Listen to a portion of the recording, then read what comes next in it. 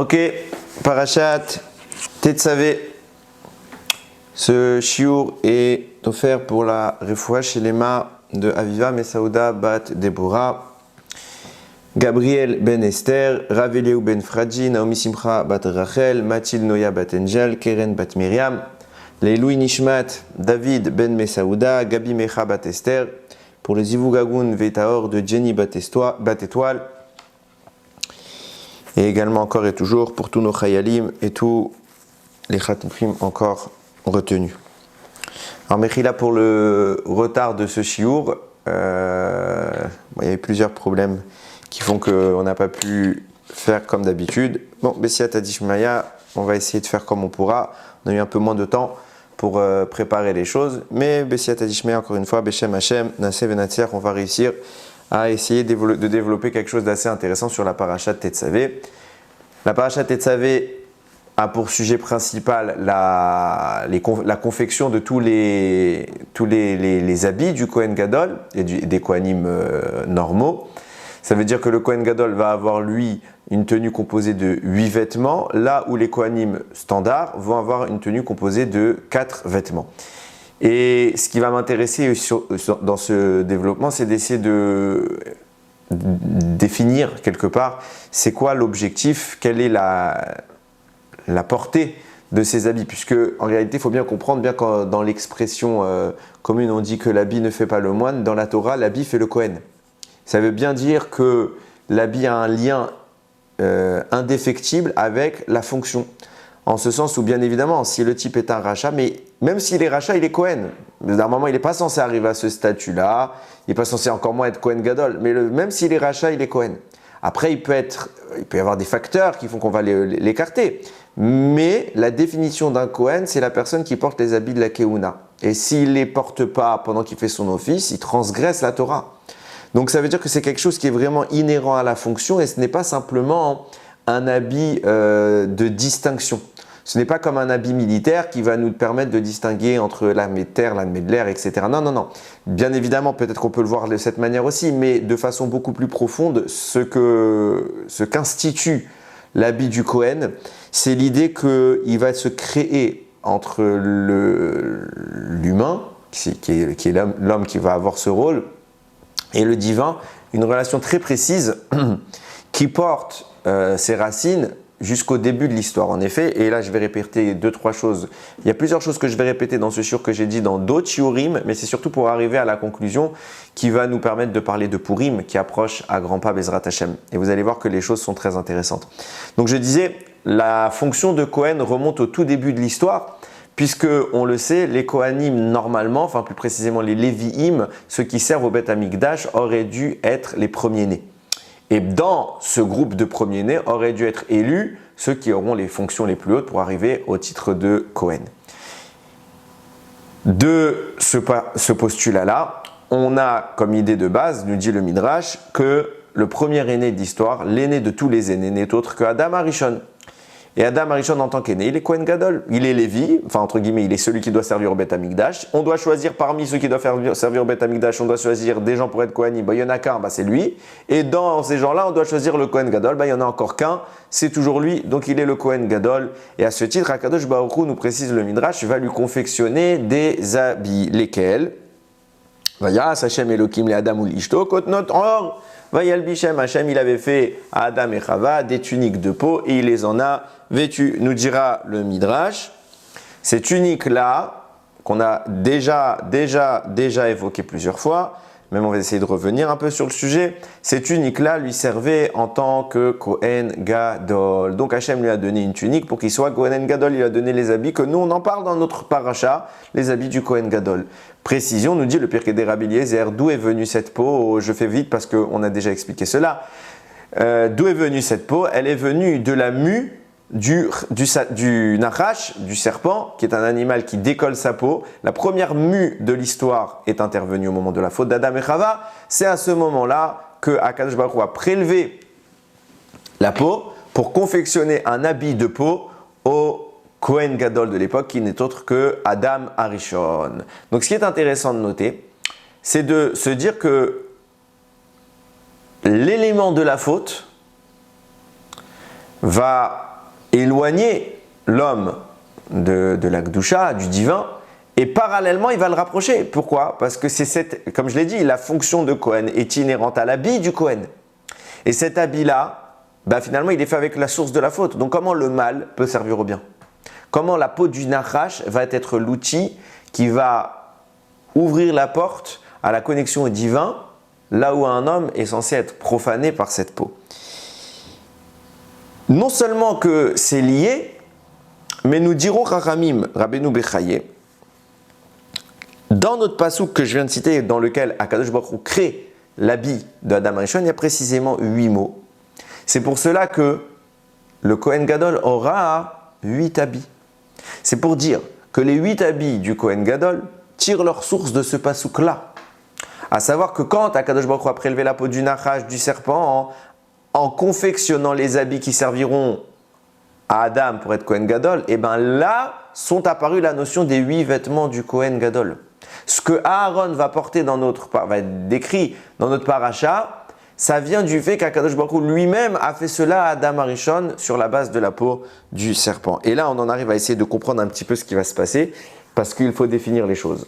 On a expliqué plusieurs fois ce midrash dans lequel on voit Rabbi Meir déformer le pasouk que je viens de lire, dans lequel il est écrit Kotnot or, il aura fait des tuniques de peau. Lui, il ne lisait pas avec un Haïn pour dire la peau or, il lisait avec un Aleph pour dire or, la lumière. Hachem leur a fait des tuniques de lumière. Pourtant, ce n'est pas écrit comme cela. Pourquoi Rabbi Meir lisait comme cela? Réponse du Tikkun HaZohar. Il faut savoir qu'à la base, Akadosh Baruch Hu avait fait une tunique de lumière à Adam Arishon. Ça, c'est sa tunique naturelle. Il était lumineux. Mais la faute du serpent la faute d'Adam Arishon, à cause du serpent, a provoqué qu'il soit enseveli dans la matérialité. Et donc, Hachem va prélever la peau du Nachash et recouvrir le corps d'Adam de cette peau-là. Donc il était bien au début une tunique de lumière qui s'est transformée en tunique de peau. Ce qui veut dire que la lumière qui jaillissait du corps d'Adam Arishon a été recouverte, ensevelie par la peau du serpent. C'est pour cela que puisqu'on a quelque part éteint la lumière, le mot or, la peau, peut se lire à hiver, la cécité, le fait d'être aveugle, ce qui signifie que subitement, on parle évidemment d'une lumière qui est d'ordre spirituel, mais subitement, Adam Arishon n'a plus accès à cette lumière, tout simplement parce que le serpent l'en a recouvert. De là, on commence à comprendre une idée qui est intéressante, à savoir que puisque Adam a perdu cet éclat et qu'il n'a plus ce lien naturel avec le divin, eh bien, il va falloir, puisqu'on a besoin d'un Kohen Gadol, puisqu'il y a besoin de maintenir un minimum le lien avec Akadosh Baruch Hu, de faire des sacrifices, de connecter les mondes, et c'est le rôle du Kohen Gadol, puisqu'il y a besoin de tout cela, il va être subitement nécessaire qu'on force la connexion là où normalement elle a été interrompue. Là où normalement il n'y a plus de réseau, on va devoir placer des antennes. Ces antennes, ça va être les habits du Kohen, les habits qu'Akadosh Baruch Hu va placer sur Adam Arishon, qui vont, malgré la faute d'Adam, malgré qu'il est enseveli dans l'obscurité, ils vont forcer la lumière à filtrer. Et vous allez voir comment cela entre parfaitement dans l'idée des 8 habits dont on parle. Je ne vais pas expliquer les 8 habits parce que ce serait trop long. On va principalement s'axer sur 2 qui sont immédiatement liés avec ce que je viens d'expliquer. Ces 2 habits sont le Choshen et le Éphod. Qu'est-ce que c'est que ces 2 habits? C'est les 2 habits les plus externes du corps du Kohen Gadol. Le Éphod est une sorte de tablier qui recouvrait l'arrière du Kohen, qui venait s'attacher à l'avant au niveau des jambes, au niveau de la taille, avec 2 bretelles qui remontaient jusqu'aux épaules du Kohen, sur chacune desquelles étaient incrustées 2 pierres.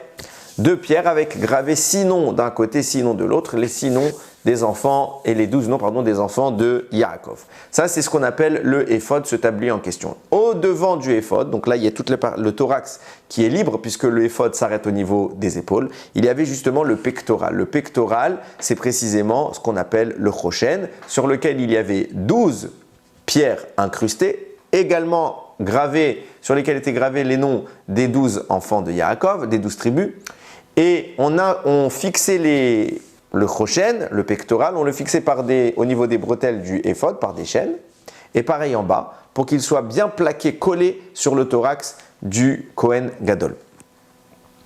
Ces 2 éléments, nous dit le Harizal, sont appelés, dans la Torah on les appelle comme ça, mais il précise bien les choses, et vous allez comprendre pourquoi je cite les propos du Harizal, parce que ce n'est pas le seul à expliquer cela.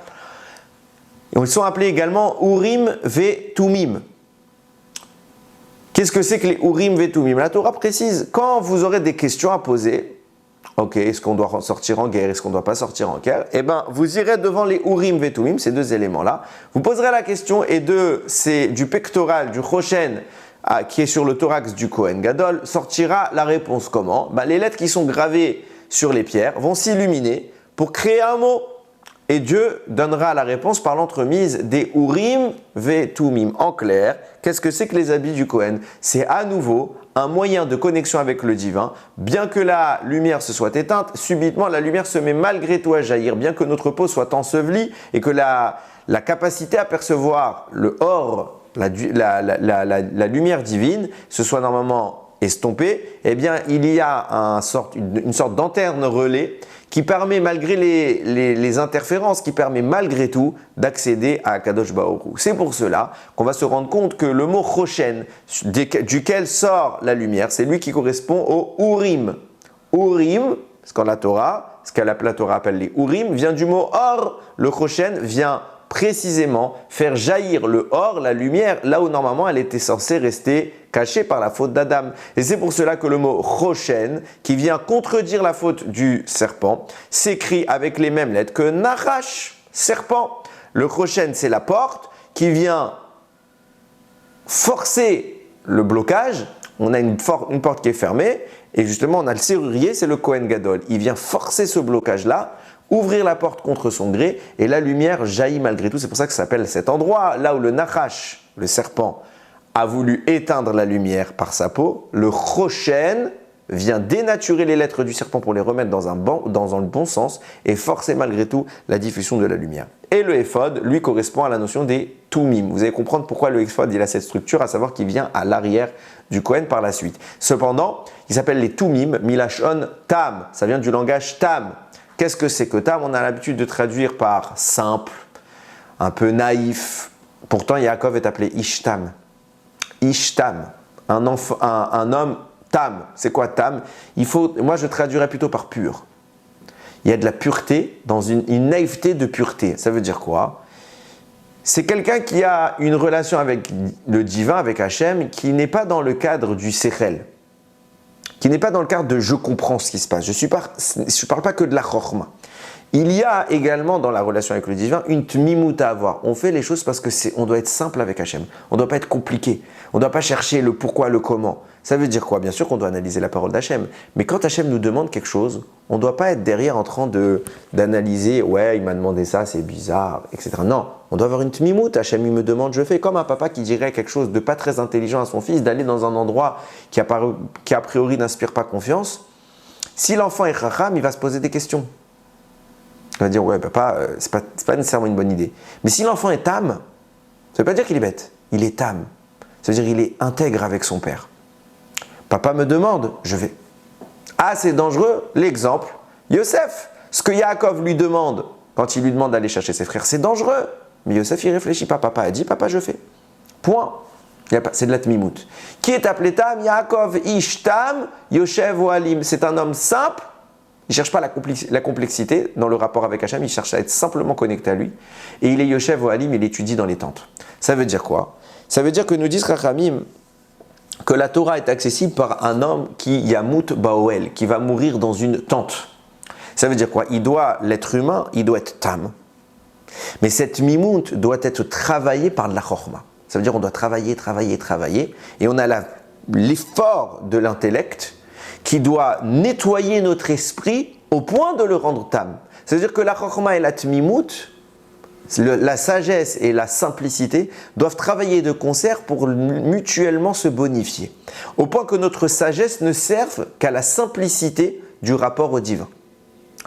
Et le mot tam, ça veut dire qu'un homme devient, cet homme qui est tam, c'est Yaakov. Pourquoi il est grand? Parce qu'il est devenu chacham en donnant sa vie dans l'étude de la Torah, qui Yamut Baoel, jusqu'à en arriver à l'épuisement ressemblant à la mort dans l'étude, dans les tentes.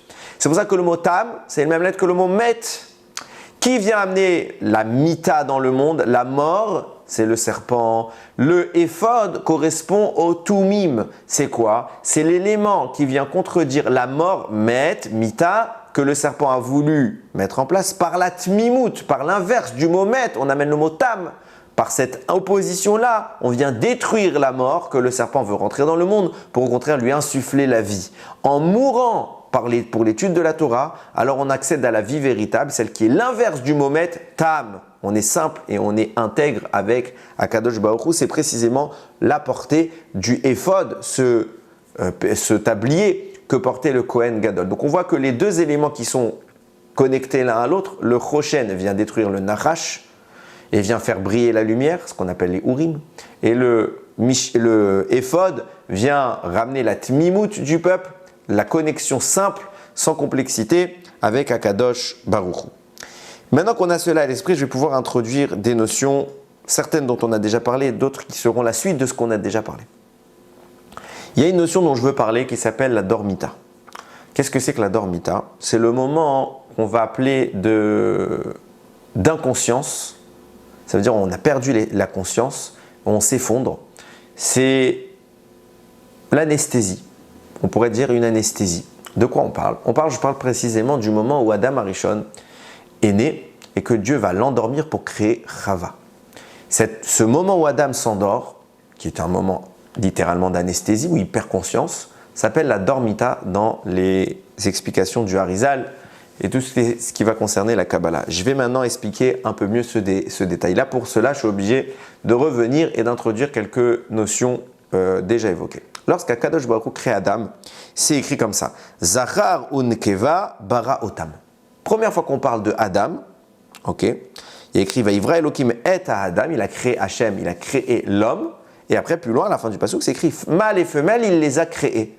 Ça veut dire que la notion de l'homme, pas de l'homme dans le genre, mais de l'homme avec un grand H, Adam, n'est ni un homme ni une femme, c'est mâle et femelle. Donc on a l'impression qu'en réalité, quand Dieu crée Adam, la première fois du moins qu'il mentionne cette création, on a déjà le Zachar, le masculin, et on a déjà le Nekeva, le féminin. Il y a les deux, puisqu'il est écrit mâle et femelle, il les a créés. Donc on a, a priori, dans un premier jet de création, on a les deux entités. Seulement, juste en dessous, un peu plus tard, chapitre suivant, deuxième chapitre de la Torah, il y a écrit, Dieu parle, il dit « L'ota veyot à Adam levado » ce n'est pas bon que l'homme soit seul. Et c'est lo ezer kenegdo, je vais lui faire une aide contre lui. Et qu'est-ce qu'il fait? À ce moment-là, il appelle à l'Hachem Elohim Tardema. Hachem va faire sombrer Adam dans une torpeur qui va l'endormir. Vaïshan, il a dormi. Vaïkar, achat mitzalrotav, il va prélever une de ses côtes pour faire confectionner Chava. Donc dans le deuxième chapitre, on nous dit quoi? Adam, il était levado. L'ota veyot à Adam levado, ce n'est pas bon qu'Adam s'assoie seul. Donc Adam était seul. Or, dans le premier chapitre, il avait écrit quoi? Il a créé mâle et femelle. Alors, l'explication du sens simple, c'est de dire que la Torah a simplement évoqué la création et elle est revenue en arrière pour un peu plus détailler dans le chapitre 2. Ok. Maintenant, Rashi, qui d'habitude parle a priori du sens simple, va citer une Gemara qui va dire en réalité, qu'est-ce qu'on veut te dire quand Adam, quand Dieu il a créé Zachar et Nekeva? Il faut savoir que le Adam qui est apparu était une entité à double face, avec un côté masculin et un côté féminin.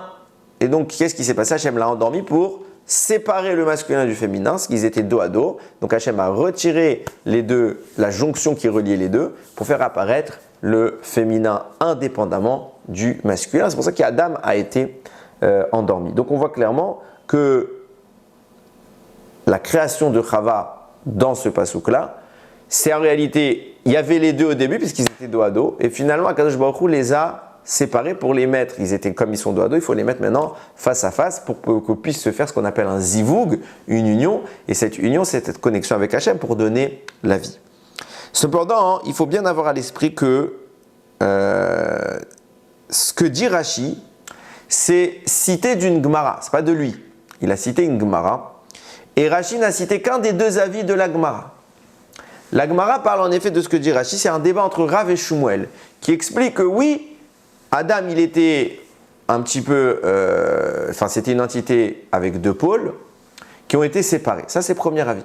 Deuxième avis, non. Adam il est seul, il est masculin.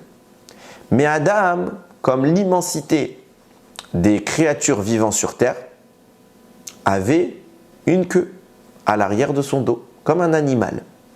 comme l'immensité des animaux. Et qu'est-ce qu'Hachem a fait? Il a prélevé cet organe-là, et de cet organe-là, il a créé Chava. Alors, c'est déjà première chose très intéressante. Le Gaon de Vilna, parce quand on lit maintenant ce que je viens de cette Gemara qui précède des siècles, qui précède Rashi, on voit que Rashi a opté pour l'avis qui dit ils étaient dos à dos. Par contre, le Gaon de Vilna, lui, il mentionne très bien le deuxième avis, et c'est celui-là qu'il cite, en expliquant de là pourquoi tous les êtres quasiment, j'ai pas dit tout, il ne faut pas dire tous, mais l'immense majorité des animaux, des êtres vivants, est dépositaire d'une queue. Et l'humain, c'est pas son cas. En réalité, quand vous regardez bien en plus dans la... C'est intéressant parce que c'est la théorie que soutiennent les scientifiques, la théorie de Darwin, bien que nous on la réfute. Mais quand vous regardez le squelette humain, en bas de la colonne vertébrale, vous avez le coccyx. Le coccyx, d'après je ne sais pas c'est quoi la section qui s'occupe d'expliquer tout cela, mais d'après les scientifiques, le coccyx c'est un vestige de la queue qu'avait l'humain quand il était, à l'époque où il était semblable au singe, etc. etc. Non, on ne pense pas comme ça, on n'a pas été des singes, bien qu'il faudrait faire un shiur entier sur le sujet, mais ce n'est pas le propos. En tout cas, la Torah mentionne clairement, oui, il y avait une queue, c'est normal qu'il y ait un vestige de cette queue. Contrairement aux autres animaux qui ont gardé leur queue, l'humain n'a pas gardé. Pourquoi? Parce que les autres animaux, Dieu les a créés simultanément mâle et femelle. Donc il y a eu le mâle tout de suite et la femelle tout de suite. Il y a un parallèle qui s'est fait. Je suis simplement dans un parallèle de complémentarité, en ce sens où le mâle complète la femelle et la femelle complète le mâle. Cependant, l'humain sort de ce cadre-là puisque le mâle a été créé et du mâle a été prélevé la femelle. Et c'est ce qui correspond à cette dimension-là. Donc c'est très intéressant déjà de noter qu'il n'y a pas de secret. Tout ce que découvrent les scientifiques, c'était déjà écrit il y a plus de 2000 ans. Et maintenant, je reviens à de la Torah parce que ça, c'est pas de la Torah, c'était juste de l'aspect sympathique qui nous fait plaisir d'entendre que la Torah savait tout. Cependant, il faut revenir sur cette idée de débat. On a l'impression qu'on a vraiment deux avis parallèles qui sont contradictoires. On a la Gemara qui évoque Rav Shmuel qui parle, un premier qui parle de la dualité féminine et masculine que représentait Adam qui était dos à dos. Et c'est cet avis que Rashi opte. Et d'un autre côté, on a le deuxième avis qui dit non, c'est un prélèvement à la source de Adam Arishon qui va lui prévenir une partie de son corps pour créer Chava. Et on a l'impression que c'est sur cela que s'oriente le Gaon de Vilna. Et là arrive un problème que j'ai déjà également évoqué, c'est ce pasouk. Quand, que ce soit un avis ou l'autre, quand Adam va maintenant découvrir cette femme qui a été créée pour lui, il y a écrit Zot apam etzem me'atzamai ou basar mi besari.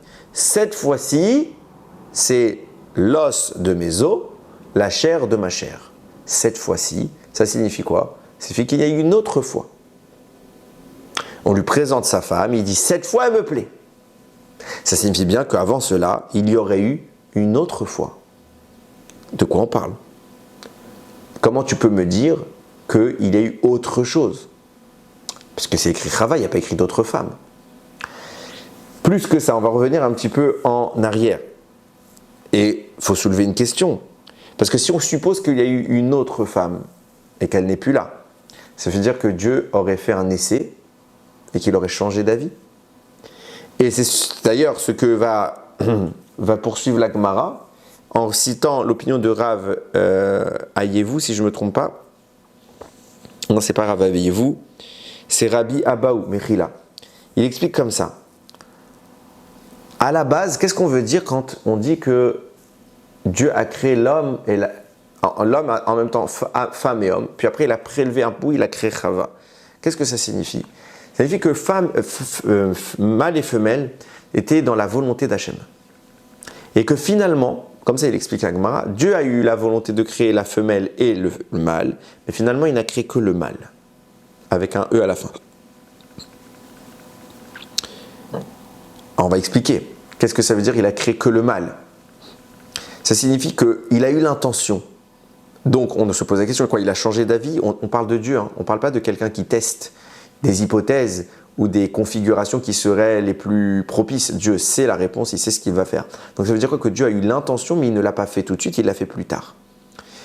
Il faut bien comprendre que ce n'est pas la première fois dans toute la Torah qu'on voit ce genre de mécanisme. Par exemple, quand vous lisez le premier chapitre de Bereshit, non-stop, c'est écrit Elohim, Elohim, Elohim. Il n'y a pas écrit une seule fois Hachem. C'est Dieu qui agit dans la création sous le terme Elohim. La terminologie de Yud Ke Vav Ke, Hachem, n'intervient que dans le deuxième chapitre où c'est écrit Hachem Elohim, Hachem Elohim, Hachem Elohim. Qu'est-ce que ça signifie? Le mot Elohim correspond à la rigueur. Le mot Hachem correspond à la miséricorde. Lorsque Dieu crée le monde, il ne met que de la rigueur. Et après, dans le deuxième chapitre, il repasse dans la création et il inclut la miséricorde. Pourquoi? Parce qu'on dit comme ça, ainsi est montée à son esprit la volonté de créer le monde avec la rigueur uniquement. Et au final, voyant que l'homme ne supporterait pas tant de rigueur, alors il s'est ravisé et il a inclus la miséricorde. Comment ça, Dieu s'est ravisé? Il a eu une idée et il a changé. Comme avec Rava. Il y a une femme qui devait être créée, il a changé d'avis, donc il l'a créée plus tard. Qu'est-ce que ça veut dire? Il a eu une idée et il ne l'a pas concrétisée. Première chose, il faut savoir que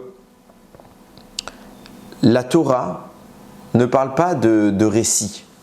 La Torah vient parler d'une authenticité parfaite. Et qu'est-ce que ça signifie? Ça veut dire que au moment où Dieu crée le monde, quand on parlait de « il a voulu créer le monde par la rigueur », ça signifie que Dieu a eu l'intention de définir le potentiel à atteindre. Le potentiel, c'est d'être en mesure de supporter la rigueur. Et rien que la rigueur. Cependant, il ne peut pas nous créer directement à cette grandeur-là, pour la simple et bonne raison que dans ce cas-là, alors on est déjà très haut et on ne fait rien de nos propres efforts. Il faut que l'homme fasse son effort. C'est pour ça que je le précise, Moshe Rabbeinu n'est pas né Moshe Rabbeinu. Moshe Rabbeinu va naître certes avec un caractère et un statut particulier, seulement il va devoir s'améliorer, se sanctifier pour devenir le Moshe Rabbeinu qu'on connaîtra, qui va nous faire sortir d'Égypte, qui va nous donner la Torah, et qui va s'occuper de nous dans le désert pendant 40 ans. Donc il faut bien avoir à l'esprit qu'on ne peut pas arriver direct à l'objectif. On est obligé de commencer plus bas et de monter en strate, de s'améliorer. Ben, c'est exactement ce qui se passe avec la création. Dieu l'a défini. Il faut bien définir un objectif. L'objectif, c'est la rigueur. Donc il non-stop, il parle de Elohim. Seulement, vous ne pouvez pas naître directement dans la rigueur parce que si c'est ça, vous n'avez rien fait. Donc je vais vous créer beaucoup plus bas. Et lorsque je vous créerai bas, je vous demanderai de vous-même de vous hisser à la rigueur. Et d'être en mesure de la supporter. C'est pour ça qu'il a eu l'intention de créer le monde avec Elohim et qu'au final il a rajouté Yud Ke Vav Ke pour t'expliquer que le monde n'est pas encore parachevé, il n'a pas encore atteint son paroxysme, mais il faut l'atteindre. Et bien pareil, lorsqu'on explique que Dieu a créé la femme, on a un problème de dire que Dieu il a pensé créer Chava, mais au final il ne l'a pas fait. Parce qu'il faut bien se rappeler une chose qu'on a déjà évoquée plusieurs fois, la pensée divine, déjà la pensée humaine est créatrice. Mais la pensée divine, c'est déjà une création. Quand Dieu pense, cela apparaît. Et il n'y a pas de débat de se dire, il a pensé, il a mis de côté. Quand Dieu pense, c'est directement une création qui est concrète. Donc quand on nous dit que Dieu a pensé à faire créer la rigueur, alors oui, la rigueur est apparue. Et après, il a ajouté la miséricorde. De même que quand on dit qu'il a pensé créer Chava, mais il a fait ça plus tard au final, c'est pas possible. Dieu, s'il a pensé créer Chava, la pensée divine a créé Chava. Alors de quoi on parle? Nous disent Chachamim, et c'est comme ça qu'il explique le Midrash. Il y a eu avant Chava, il y a eu une autre Chava, ce qu'on a appelé la Chava Rishona, la première Chava, suivie d'une deuxième Chava qu'on va appeler celle la Chava Shnia, c'est celle qu'on connaît nous aujourd'hui. La question qui se pose, c'est de savoir c'est quoi la première Chava, où est-ce qu'elle est, qu'est-ce qu'elle est devenue. C'est intéressant parce que les textes en parlent. Alors je ne vais pas revenir sur le sujet que j'ai déjà fait, vous regarderez chez Bereshit 5782. Ok, là-bas, j'avais expliqué quelle était la nature de cette Chava-là et je vais rajouter quelques idées supplémentaires. La Torah nous dit, comme je l'ai introduit, Dieu a voulu créer le monde par la rigueur. Et la pensée d'Hachem est déjà créatrice. Donc quand Dieu a voulu penser à créer une femme, c'est cette Chava-là qui est apparue et elle est connectée à la rigueur. Maintenant, c'est une rigueur de premier ordre, donc de première instance. C'est la rigueur qui est le prémisse du monde, puisque c'est la première femme. Et le rôle d'Adam Arishon va être de travailler avec cette rigueur. Et le rôle de cette première Chava, ça va être de travailler avec Adam Arishon dans la miséricorde qui le caractérise. Et les deux doivent vivre une osmose pour justement atténuer la rigueur et cadrer la miséricorde. Et c'est ce qu'on appelle l'union de la rigueur avec la miséricorde. C'est pour ça que les deux sont nés sous les deux phases. Cependant, ils vont échouer. Et le Midrash dira, la Gemara dira, Chava 1 n'a pas plu à Adam. Alors Rabbi Ayevu, et cette fois je ne me trompe pas, c'est bien lui, a dit, alors Hachem l'a fait retourner à la poussière. Je ne comprends pas. Elle ne plaît pas à Adam, alors elle retourne à la poussière. Ça veut dire qu'on ne plaît pas à quelqu'un, on ne plaît pas à son mari, alors on disparaît, chas v'shalom. On est dans quelle idée? Et Dieu cautionnerait un tel acte? C'est incompréhensible. Il faut avoir à l'esprit que l'enjeu est tout autre. À savoir qu'on a un principe. La rigueur est voisine des forces du mal. Pourquoi? La rigueur, c'est ce qui est accusateur. La rigueur, c'est l'aspect strict du divin. C'est une dimension difficile à supporter. Donc, c'est là où il y a des fautes. Ce n'est pas dans la miséricorde qu'il y a trop de fautes, c'est dans la rigueur. Donc, le mal, quelque part, se positionne à la frontière de la rigueur pour essayer d'absorber toutes les fautes que l'humain, les Bnei Israël, vont faire dans leur vie et qui seront punis par la réclamation que fera la rigueur dans le ciel. Puisqu'ils sont punis, ils vont perdre de l'élan spirituel. Et cette perte, qui est normalement par la punition est censée revenir, mais cette perte-là va directement nourrir les forces du mal. C'est pour ça que nous disent Rachamim, il est Chava Rishona et retourné à la poussière. De quoi on parle? Bien, il y a un animal qui se nourrit de la poussière. Lequel? Le serpent. Il y a écrit Al Gechone Chateler. Hachem l'a maudit lorsqu'il a fait faire fauter à Adam Arishon.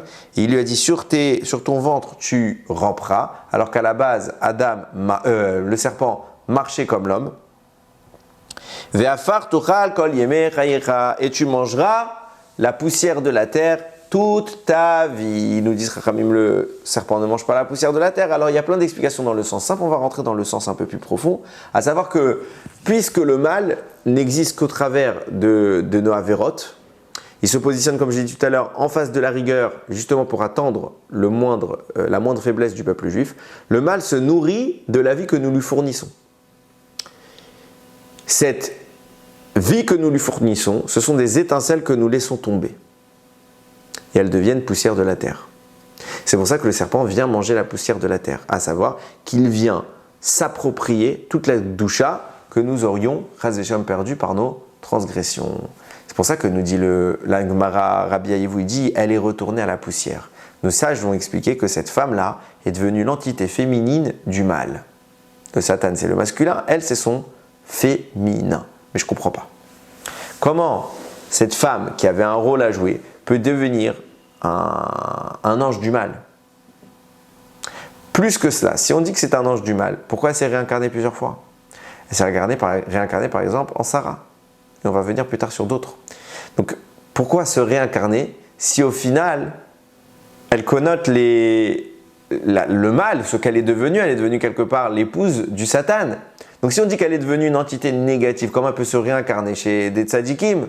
C'est difficile à entendre. De là, il faut comprendre que ce n'est pas du tout l'idée de dire que cette dimension-là, qui était très sainte, puisque c'est une des premières créations, c'est correspondait à Adam Arishon. Cette entité-là est devenue le mal lui-même. Non, cette entité-là est devenue une source de nourriture pour le mal, puisque le mal se positionne toujours face à la rigueur. Donc comme cette source de rigueur est accusatrice, eh bien, elle va provoquer, pour ceux qui ne la supportent pas, l'émission d'étincelles que le mal va récupérer. Ces étincelles sont appelées la poussière de la terre, parce qu'on les piétine, on les balance au sol. Donc le nachash vient se nourrir de la poussière de la terre. C'est pour ça que le nachash qui connote les forces du mal vient se nourrir de cette entité-là, qui était la première chava, qui est difficile à supporter donc, parce qu'elle est extrêmement sainte, extrêmement haute, extrêmement rigoureuse. Elle a été difficile à supporter, donc le mal va profiter de notre incapacité à atteindre un tel niveau pour lui-même se nourrir. Et c'est pour ça qu'il va générer une entité féminine qui va être le pendant de ce que nous expliquons. Maintenant que je vous ai expliqué ça, il faut bien comprendre les choses dans leur sens concret.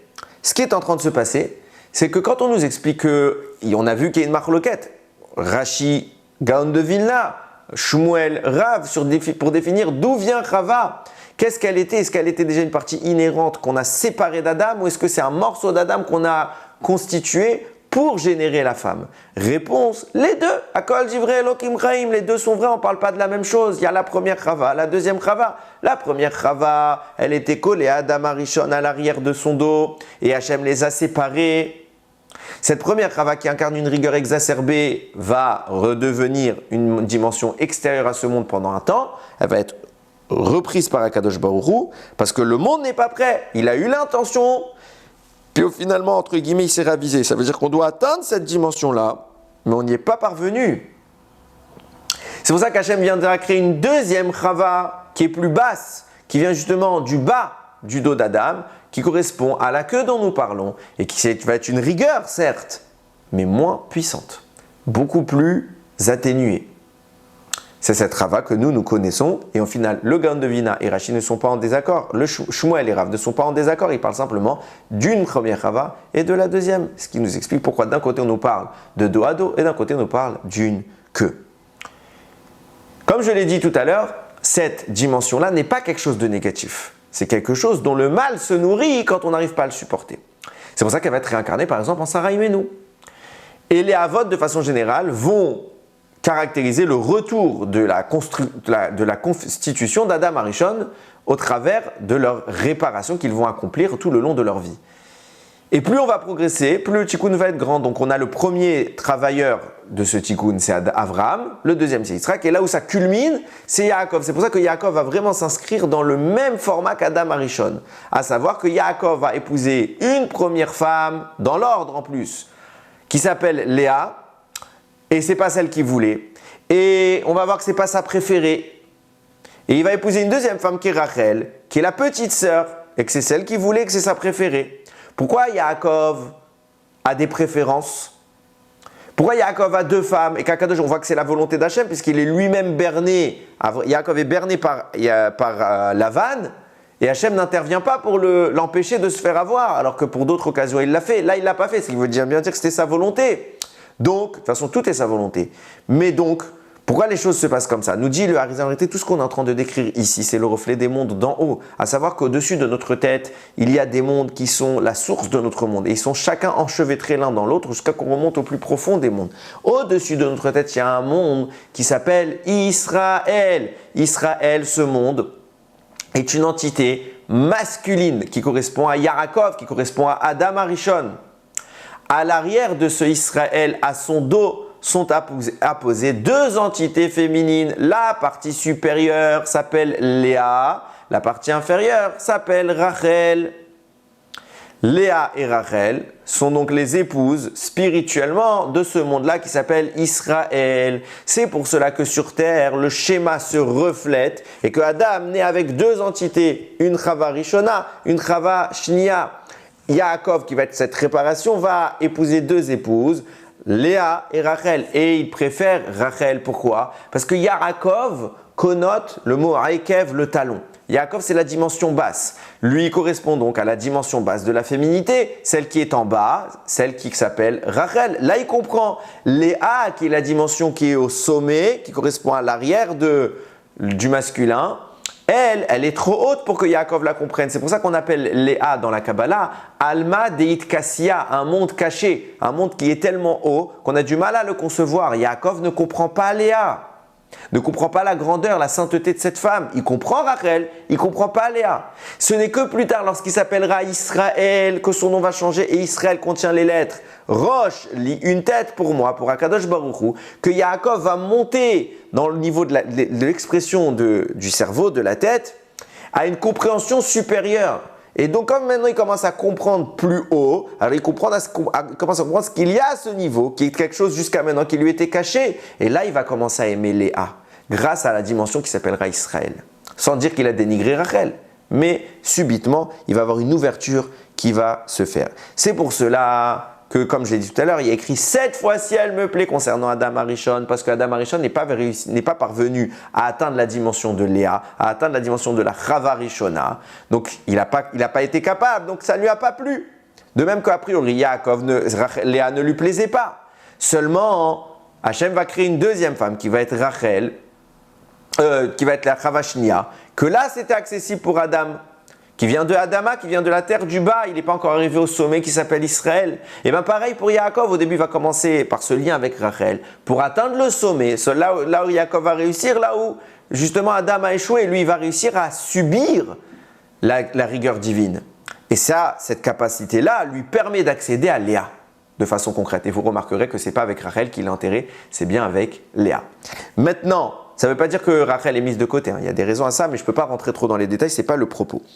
Maintenant qu'on a expliqué tout cela, je vais pouvoir en arriver à ce que je voulais vous expliquer, la notion qu'on appelle la dormita. Qu'est-ce que c'est que la dormita? J'ai dit, c'est le moment où il y a Akadosh Baruch Hu qui intervient pour dissocier Adam et Chava. Pour ce faire, Akadosh Baruch Hu plonge Adam dans le sommeil, il l'endort, il l'anesthésie, il va faire une nessira. Une nessira, ça veut dire qu'il va détacher le côté féminin et le côté masculin. Cette nessira-là est vectrice d'énormes choses, d'une source de bracha qui est extraordinaire. Pourquoi? Parce que l'objectif de la nessira, c'est que ce qui était dos à dos et qui ne pouvait donc pas s'unir, va se mettre subitement face à face. C'est pour ça qu'il est appelé, la Chava est appelée Ezer, une aide, Kenegdo, en face de lui. Alors pourquoi on nous précise en face? Parce qu'à la base, elle n'était pas en face de lui. Maintenant, elle est en face de lui.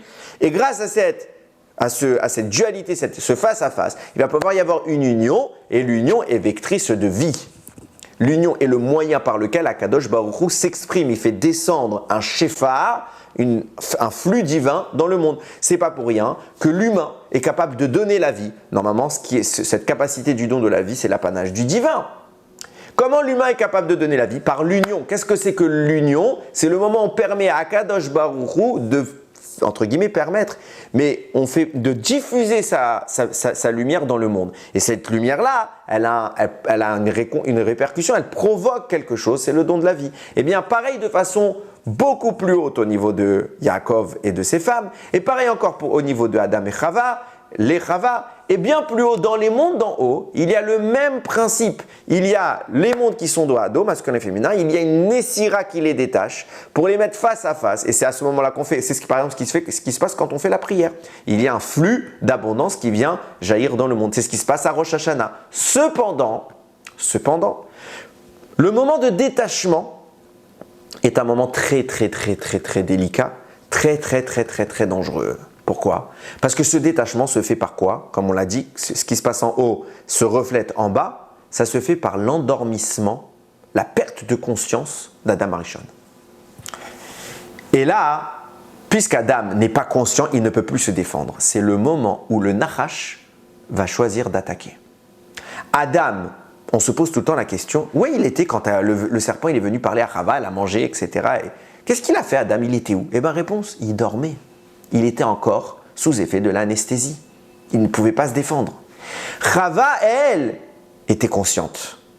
Mais comme maintenant, au moment où Akadosh Baruch Hu les sépare, il est en train de définir une entité totalement indépendante, il est en train de dissocier Chava, ce n'est plus l'un dépendant de l'autre. Chava devient une entité, Adam devient une entité. Au moment où Chava va se détacher, elle est consciente, mais elle n'a pas encore les armes. Parce qu'elle est encore dans cette mimoute, elle est encore, j'ai envie de dire un petit nourrisson, bien que ce ne soit pas le cas, elle est physiquement concrète et pleine. Mais elle n'a pas encore l'arme, puisque Adam n'est pas là, ils ne sont pas ensemble. Et il y a un écho de l'un avec l'autre, il y a une conscience commune qui font que l'un et l'autre se protègent mutuellement, j'ai envie de dire.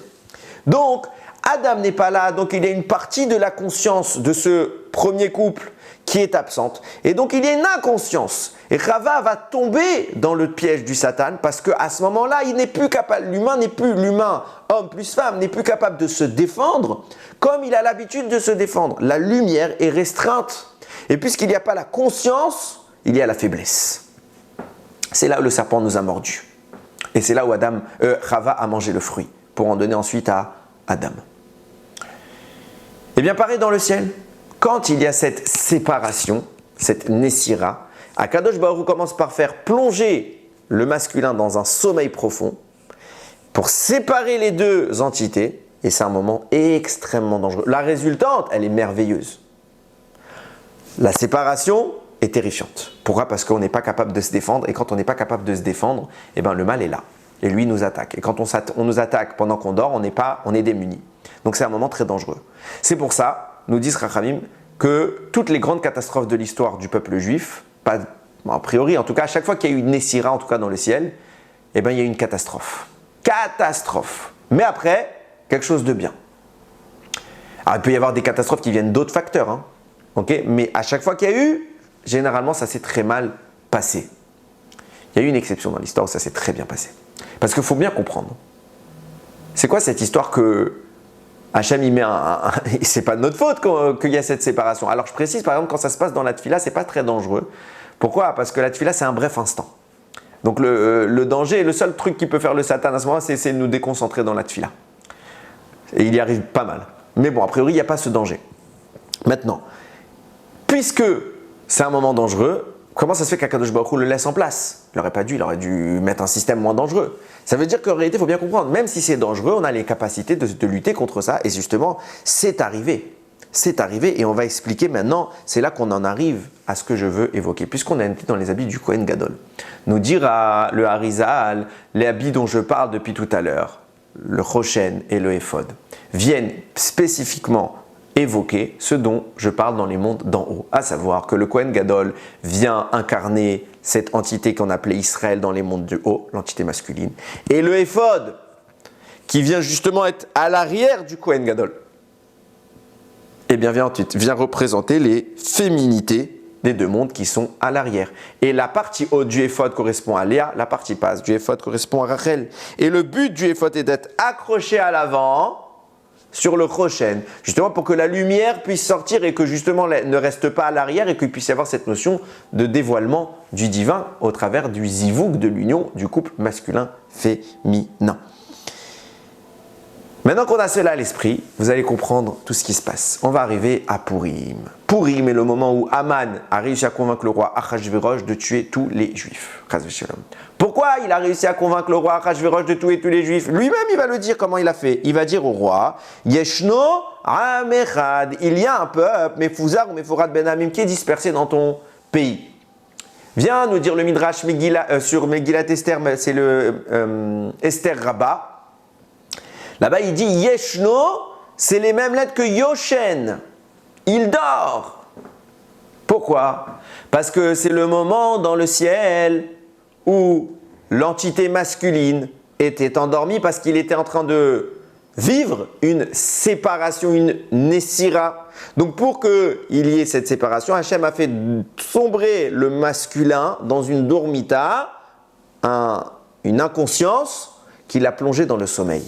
Et puisque c'est le moment où le mal peut attaquer, parce que l'entité masculine-féminine ne peut pas se défendre, alors c'est tout de suite, vient Haman, le représentant du mal. Et il connaissait tous ces secrets-là, il connaissait énormément de choses, nous dit le Harizal, sa femme, Zeresh, elle était une plus grande sorcière que 365 des meilleurs sorciers de l'époque. Donc ils sont au courant de tout ça et ils disent Bachamaïm, il y a maintenant un moment propice pour qu'on attaque le Ham Israël, Chas v'Shalom. Pourquoi? Parce qu'il va se passer qu'il va y avoir une séparation et après de ça il y aura quelque chose d'énorme. C'est quoi cette énormité? C'est que l'union qui va être conséquence de cette séparation va amener le deuxième Beth Amikdash après les événements de Purim. C'est le deuxième Beth Amikdash. Cette union-là, elle est dangereuse pour le mal. Donc qu'est-ce qu'il se dit? Il dit au moment pour qu'elle arrive cette union, il faut qu'il y ait cette faiblesse, l'endormissement d'Adam. On attaque maintenant. Et c'est pour cela qu'il va dire Yeshno, il dort. Qui dort? Il dit leur Dieu il dort parce qu'Achashverosh il veut pas attaquer le Bnei Israël. Il a dit t'as vu ce qu'il a fait à Pharaon? Tu veux que moi je les attaque? Laisse-les, ils sont dans mon royaume, je suis tranquille, moi j'ai pas besoin de les détruire. Ils sont soumis. Non, il faut qu'on les attaque. Pourquoi? Parce qu'il dort et t'inquiète pas, il te fera rien. Ça veut dire quoi il dort? Ça veut dire que dans le ciel, il y a une faiblesse du peuple juif. Et si on les attaque maintenant et qu'on les éradique maintenant, l'objectif de l'union céleste, à savoir la construction du Beth Amikdash, elle sera inutile. Parce que si on laisse les choses se faire, alors ils vont s'échapper. Mais si on ne laisse pas les choses se faire, on peut les détruire, chas v'shalom. Maintenant, l'erreur d'Aman, elle est où? Et c'est ça qu'il va falloir comprendre. C'est que l'erreur d'Aman, c'est de croire que cet endroit-là, c'est Dieu lui-même. Parce que c'est au-dessus. Ce n'est pas Dieu lui-même. C'est un des mondes dans lesquels Dieu se manifeste et se cache. Dieu, c'est beaucoup plus grand que ça. On ne parle pas de Dieu, chas v'shalom. Et lui, il croit que tout est là. Donc, Yeshno Amechad. Yeshno, à ce Amechad, à ce peuple unique, il dort leur Dieu. On peut les attaquer, il ne nous fera rien. Mais non, Dieu, Inélo Yanoum Velo Yishan, Shomer Israël, ni il somnole, ni il dort. Il est bien réveillé. Ce qui est endormi, c'est le moyen de faire émerger l'action de Dieu dans le monde. Alors là, Haman y croit, puisque le moyen que Hachem va utiliser, il est en préparation, il n'est pas encore prêt. Alors on peut attaquer. Et Haman, il y croit, donc il attaque. Et il a raison. Terrifiant ce qui va se passer. En un jour, tous les Bnei Israël doivent mourir. En un jour. Pire que la Shoah. En un jour, si Haman avait réussi, ça aurait été pire que la Shoah. C'est pour vous dire que quand il y a ce moment-là, le mal sans arrêt, il attaque. Et s'il y arrive, on est tellement faible que c'est dangereux. Donc il se passe quoi? On commence à comprendre. Le moment de Purim, nous dit le Harizal dans le Shara Kavanot, c'est un moment où l'entité masculine céleste est endormie. Venez, on remonte un peu plus haut dans l'histoire de Purim. Au tout début de l'histoire, le roi Achashverosh fait un banquet dans lequel il invite tous les peuples, dont le peuple juif. Mordechai leur dit « n'y allez pas, n'y allez pas, n'y allez pas ». Et il lui explique, même les sages ne sont pas d'accord avec Mordechai, t'es fou. T'es complètement fou. Si le roi nous invite et qu'on ne va pas, alors crime de lèse-majesté, on va avoir des problèmes, on va être mis sur le banc de la société et on va nous persécuter, on a déjà vécu assez de persécutions, on ne veut pas, on y va. On vaut mieux qu'on soit en bon terme avec la royauté. Et grande erreur. Nous disent Rachamim, le roi Achashverosh, il va étaler sa grandeur, sa richesse. Et qu'est-ce qu'il va écrire? Il va prendre Vetchekar Tiferet Yegedulato. Il va amener la magnificence de sa grandeur. Viens nous dire la Gemara, c'est quoi Tiferet? Le mot Tiferet, il est employé pour les habits du Kohen Gadol. Qu'est-ce qu'il a fait ce pourri? Il a pris les habits du Kohen Gadol qui avaient été dérobés dans le Beth Amikdash lors de sa destruction et il les a mis sur lui. Pourquoi faire? Qu'est-ce qu'ils ont de spécial? Ils sont beaux. Pourquoi tu les mets que maintenant? Réponse, nous dit le Harizal. Parce que Achashverosh pensait que ça faisait... Bon, c'est pas que le Harizal qui le dit. Achashverosh pensait que le terme de l'exil, en réalité, il avait été annoncé un exil de 70 ans. Il avait fait ses comptes. Il est arrivé à 70 ans, il dit ils sont toujours pas sortis, ce qui veut dire qu'ils ne sortiront jamais. En effet, il s'est trompé, mais lui, il pense qu'ils sortiront jamais. Donc, j'ai gagné. Qu'est-ce qu'il est en train d'affirmer? Nous disent Rachamim, et c'est pas mes mots, c'est Raphaël Vital qui écrit ça. Achashverosh, qu'est-ce que je vous expliquais depuis tout à l'heure? À savoir qu'il y a l'entité masculine. Et en face, il y a derrière cela l'entité féminine qui connote la rigueur. En face de la rigueur, qu'est-ce qu'il y a? Il y a le mal. La rigueur n'est pas mauvaise, elle est très bonne, très sainte, très spirituelle. Mais le mal vient se positionner en face de cette rigueur pour absorber tous ceux qui n'ont pas réussi à supporter cette rigueur. Et c'est ça, en cela qu'il existe, qui se nourrit. C'est pour cela que le mal va lui-même avoir une structure similaire, parallèle au bien. Zé, Léoumat, Zé, Asa Elohim. En face l'un de l'autre, il les a fait Hachem. C'est pour ça que de même que chez le bien, il y a une entité masculine, chez le mal, il y a une entité masculine. De même que chez le bien, il y a deux entités féminines, chez le mal, il y a deux entités féminines. Et sur Terre, ça se représente comment? Qui va être l'incarnation de l'entité masculine correspondant au Kohen Gadol? Parce que je vous ai dit, le Kohen Gadol, c'est celui qui vient par ses habits représenter l'entité masculine positive. Qui, cette époque-là, va représenter l'entité masculine négative? Achashverosh. Et qui vont représenter les deux entités féminines négatives? Zeresh, la femme de Haman, et Vashti, la femme du roi Achashverosh. C'est pour ça qu'au bout de 70 ans, qu'est-ce qui fait le mal? Il vient dérober, c'est ça qu'il a fait le serpent, il a enseveli la lumière d'Adam Arishon. Le mal vient se mettre à l'arrière pour dérober la lumière de ces mondes-là. Donc vient Achashverosh et il dit dorénavant la lumière correspondante au Kohen Gadol, elle n'est plus chez vous.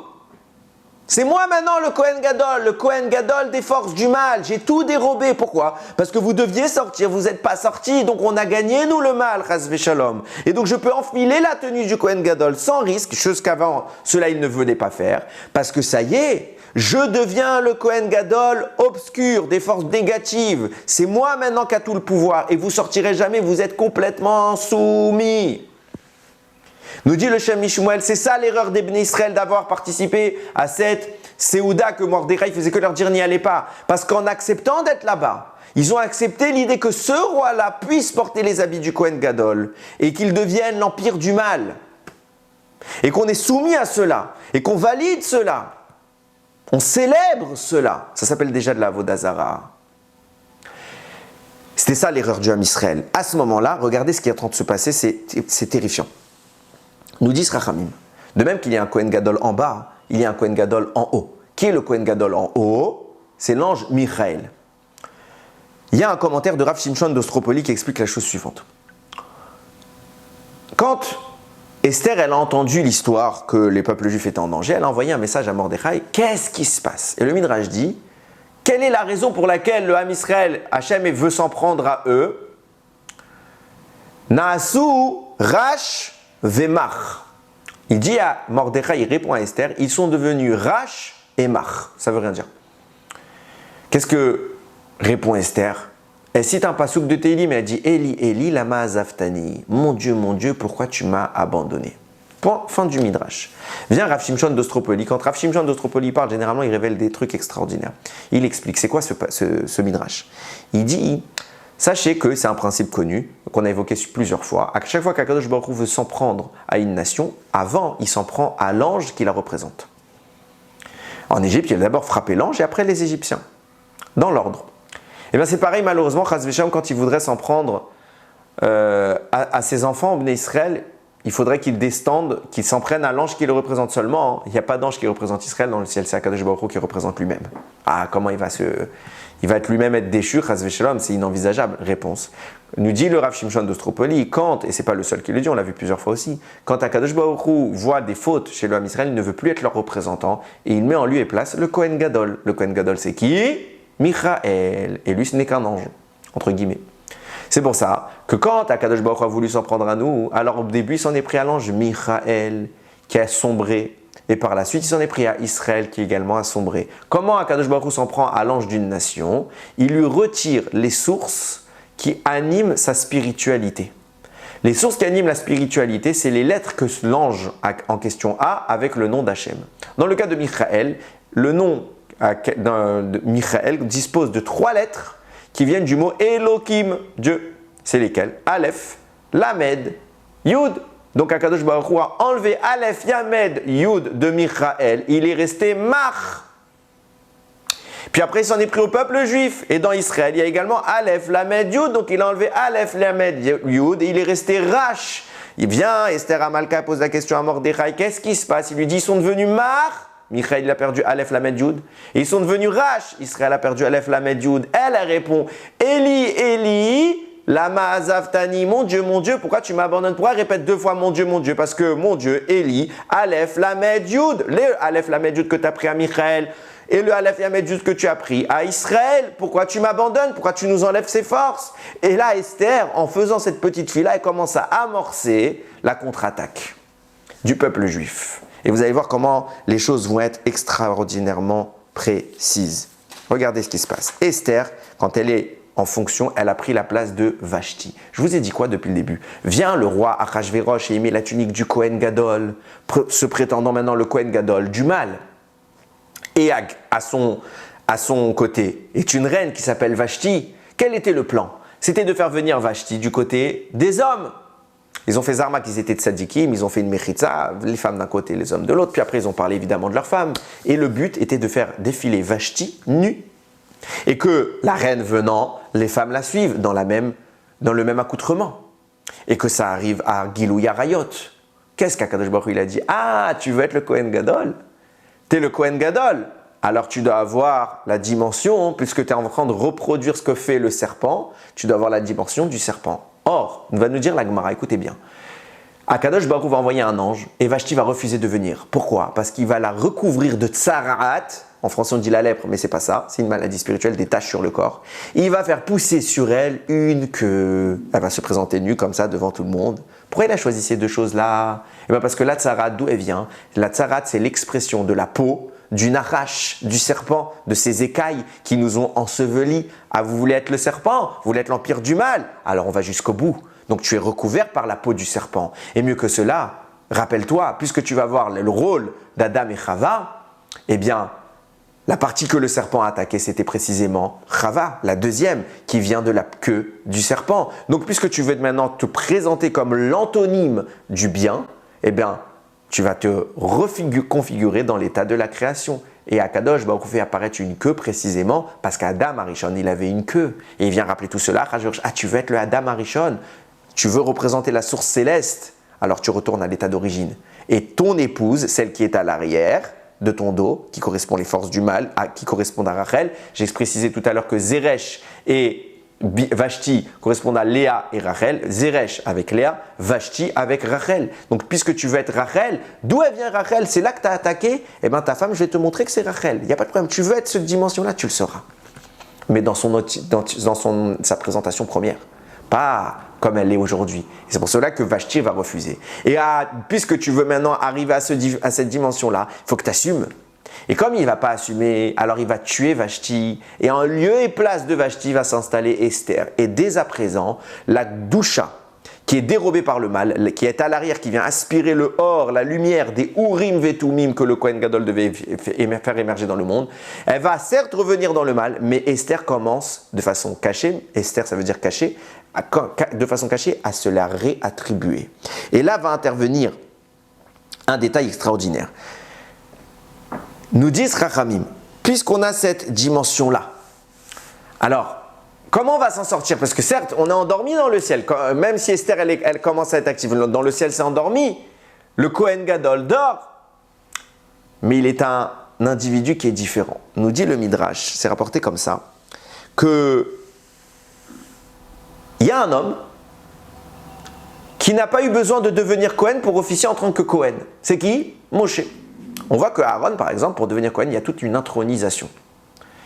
Moshe, par contre, va inaugurer le Mishkan en tant que Kohen, sans que personne lui donne ce rôle. Il est naturellement le Kohen. Plus que cela, quelle tenue porte Moshe Rabbeinu à ce moment-là? Il ne porte pas les 8 habits. Les 8 habits que Akadosh Baruch Hu avait fait à Adam. Pourquoi? Parce que Moshe Rabbeinu va porter un habit blanc qui est celui du Kohen Gadol le jour de Yom Kippour. Kippour, nous dit la Gemara, c'est Ke Purim, comme Purim. Ça veut dire que ce qui est en train de se passer à Kippour, où le Kohen Gadol monte d'un niveau, c'est ce qui se passe naturellement à Purim. Et qu'est-ce qui se passe à Purim?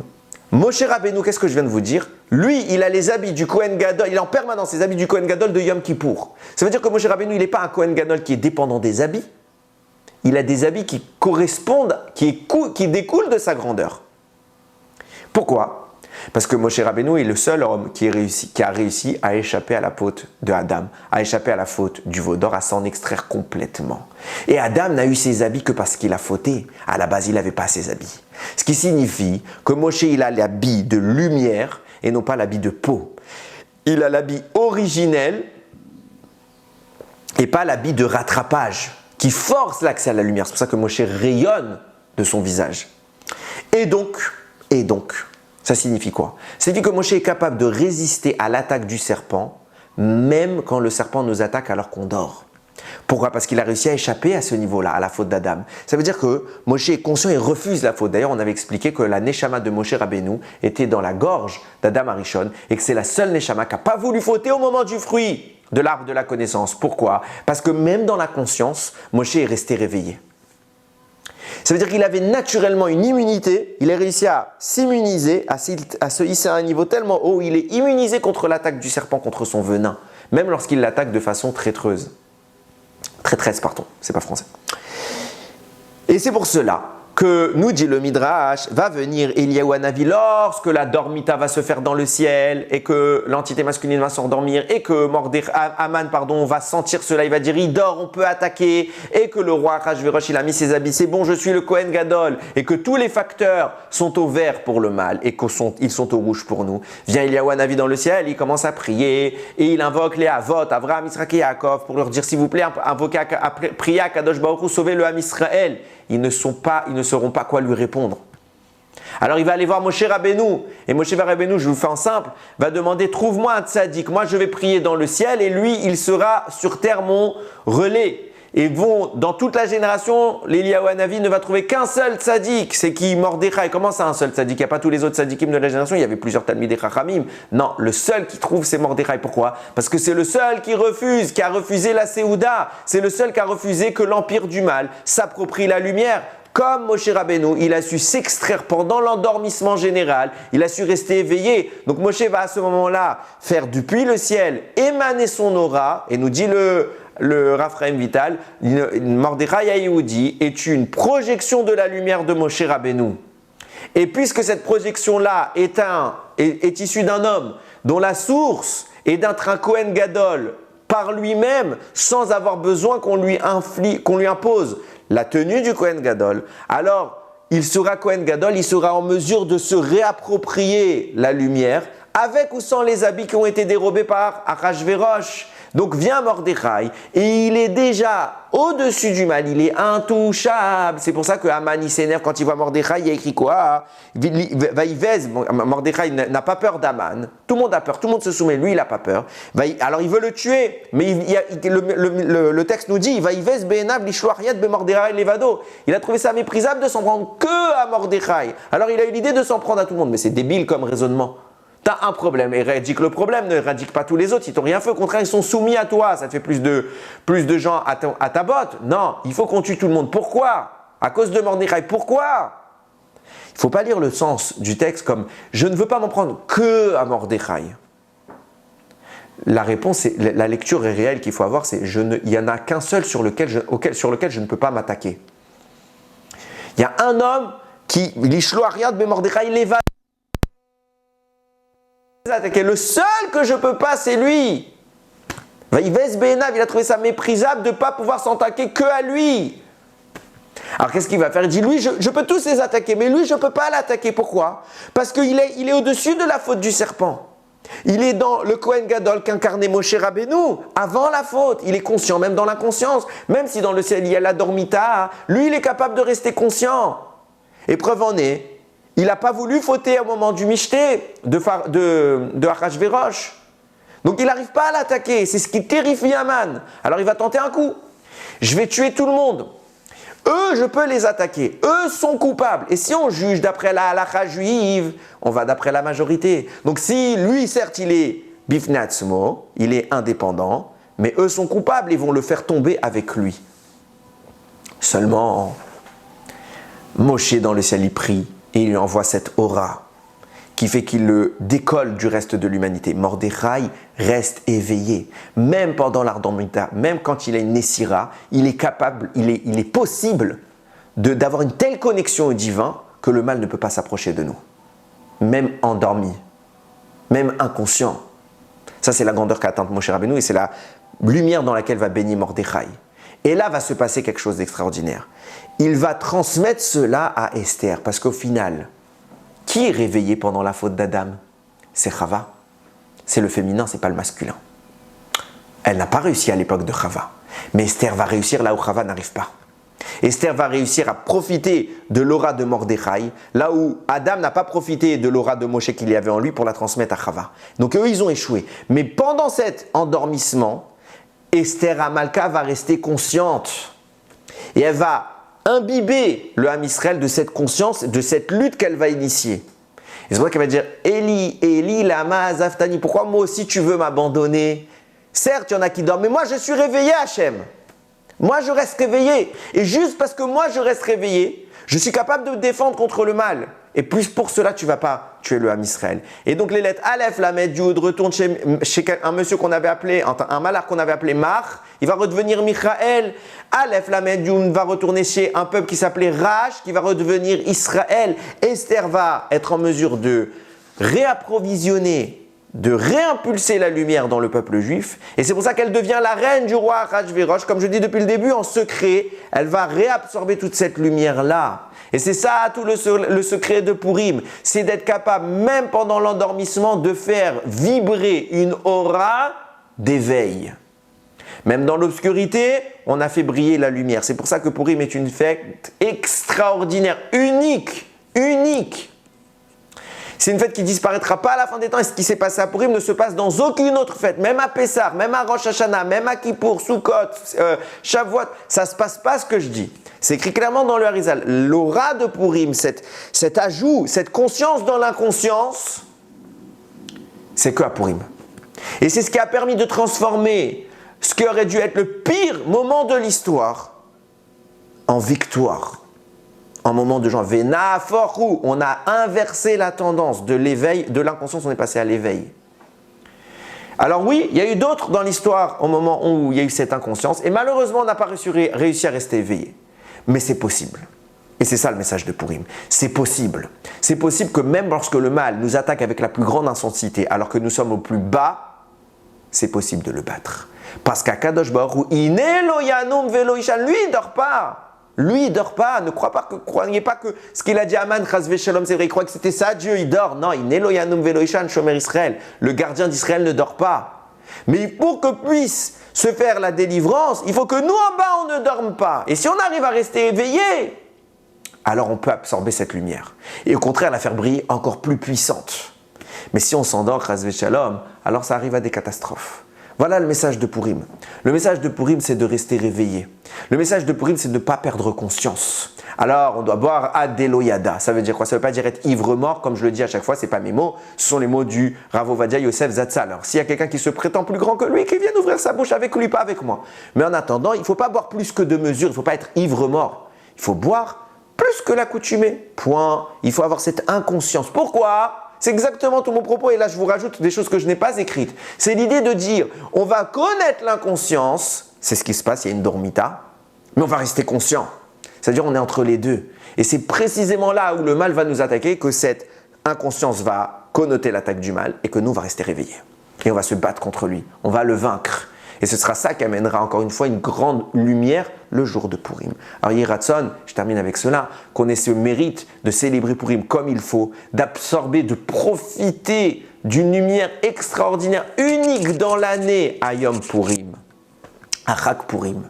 Qu'on ait ce mérite-là d'en profiter, de la canaliser, de l'incorporer pour qu'elle puisse jaillir et émerveiller le monde, qu'Akadosh Baruch Hu puisse faire ce zivou qu'on attend qui amènera cette fois le 3e Beth Amikdash, Bimera Bi'amenu, Baruch Adonai Leolam, Amen ve Amen.